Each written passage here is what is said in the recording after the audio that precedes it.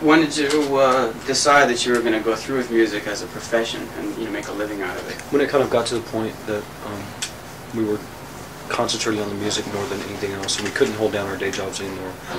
We had all dropped out of school at that point just because every weekend we were going out and playing some small town around. We were playing Nashville, North Carolina, or going down to New Orleans, and the weekends got bigger and bigger. And it's hard to overlap in the week. I guess it took about 6 or 8 months. Longer than that, almost a year. Almost a year. The whole idea was that we wanted to do it. First, we did it as a hobby, and when it kind of became obvious that we could do it as a little bit more than a hobby, that we didn't have to work day jobs, and we could really put ourselves into writing songs and performing and touring, that it just seemed a lot more fun than doing anything else. I didn't want to work in a record store for the rest of my life, and night school wasn't really doing it for me. We just kind of got rid of all the things that weren't really essential. And we basically hired Jefferson, our manager, at first to help lift equipment and to drive when we were all too drunk or whatever. And he's now turned into probably the most important hit of the whole band as far as making sure that we don't really fuck up in some big way. You started at first as just sort of a pastime then, right?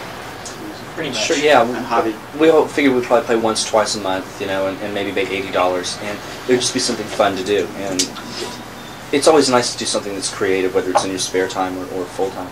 And it was certainly a lot more satisfying than working. He worked at the newspaper, delivering them, not writing, and I worked at a record store. So it was nice to have something creative even on the side. I think I wanted the hand you used to do all those bar chords. But this is. I've got just long thin fingers. Just was wondering that you must have like calluses made of iron. Yeah, these ones are really pretty callous. I mean, I've got little pods on the end of the fingers. So.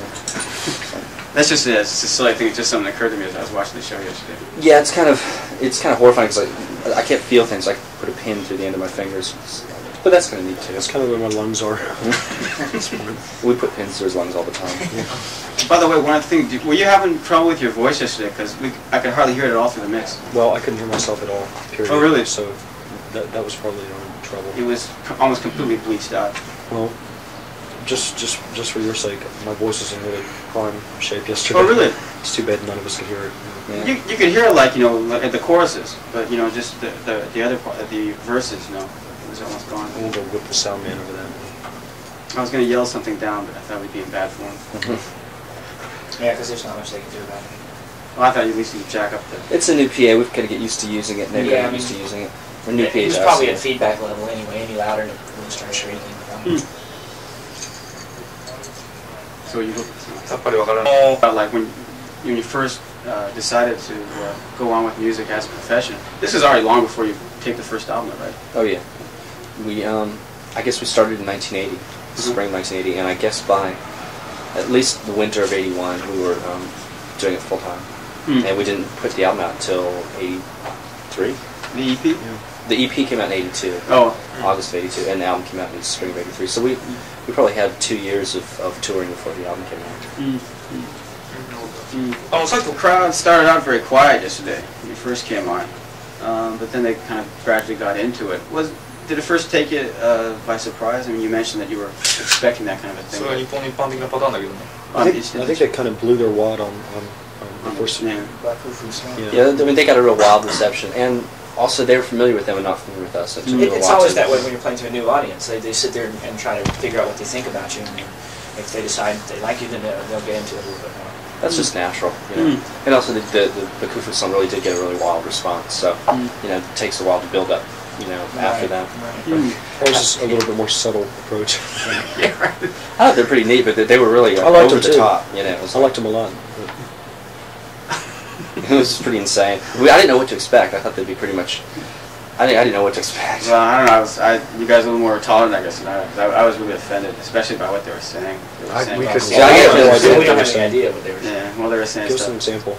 Well, they're just, the thing is, their whole bag is irreverence. Let's be as irreverent as possible. Let's try to be like punkers. And, they kind of saying, I'm in a fucking bad mood today. Here we are, we're Japanese, we have to play, second bill to these Americans. He was trying, like I said, he was trying to be irreverent. It was very tongue-in-cheek. It was very tongue-in-cheek. It wasn't like right-wing or nationalistic by any means. It was just tongue-in-cheek. You got to figure that a lot of what they do deals with humor, so, I would take whatever they said just... Plus they probably meant it a little bit. I mean, they did graduate from that school, and they're really popular there. And here's this nobody. Okay, they should tour American with band. somebody else then. Yeah. Well, you know, Really, if they feel that way. well, like I said, it was kind of tongue-in-cheek. It was nothing you should take umbrage at. When they started to douse the audience with the buckets of water there, I really started getting mad. And when they dragged the guitarist away, you saw he got knocked out. Yeah. He got knocked out. I figured, well, they've gotten their comeuppance. And, I thought it was part of the show. oh no, no. You know, I was back there going. I thought the guy got a shock because I mean they were covering themselves with soap and water, and I thought maybe he got a shock to his guitar or something, or else he knocked his head on something because they were diving into the audience. I thought they were going to put somebody's head out. He landed on his head. He sure did. There seems to be a very common approach in the music industry these days to spend all kinds of time and money on getting out your sound, your record, your image, and then getting back your investments. You know, in other words, you spend big, but you also make big profits. Do you think this kind of approach to music is ruining the actual music itself? I think that it makes it almost impossible for most bands to get across. But it's been that way for a long time. It's I mean, the thing is that if you spend X amount of money on a band, you have to make twice as much to break even. And most bands don't do it. That just means that you have to depend on the Fleetwood Macs and the Eagles of the world to save the music business, and it just doesn't happen. I think that most record companies should realize that they can make money off of selling 100,000 records, and they can't now because they spend so much money.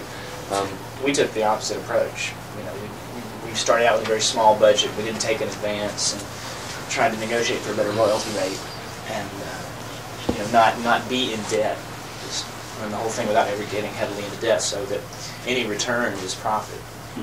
You mentioned that it's up to the Fleetwood Macs and the Eagles to save it all. I don't quite follow. For the record they have to make companies. it. You know, they have to sell 18 million I copies see. of albums to make make money. up for the 9 groups that didn't.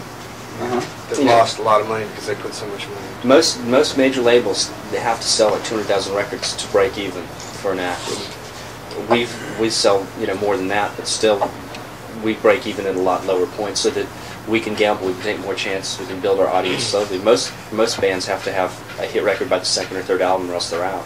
Which And it's also a gives us mistake. a lot of artistic freedom just from the beginning, because negotiating a contract in that way, you get little bonuses in your favor, which, you know, slightly higher royalty points, and the artistic freedom which now allows us to do our own videos. Since we don't owe them money.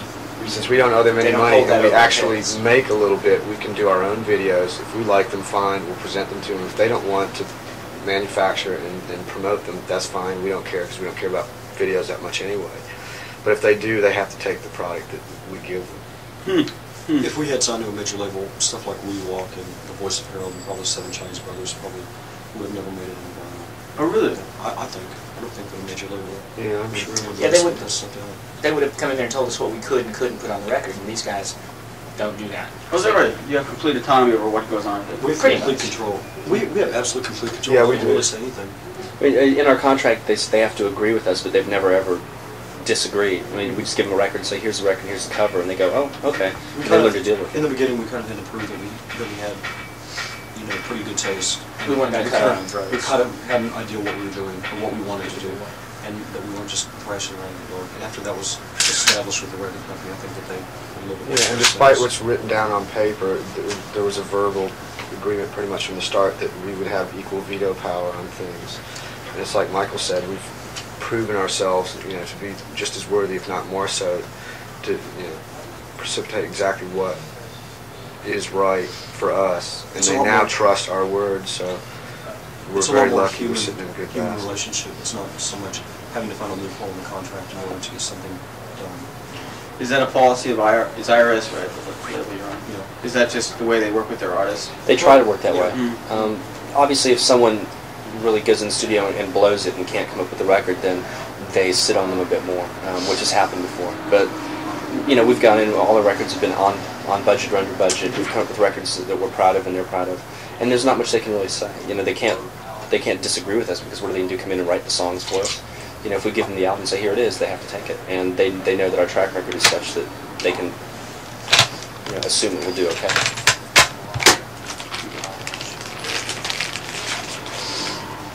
So your policy is to, what, make records with as little, how should I term this, spend as little money as possible?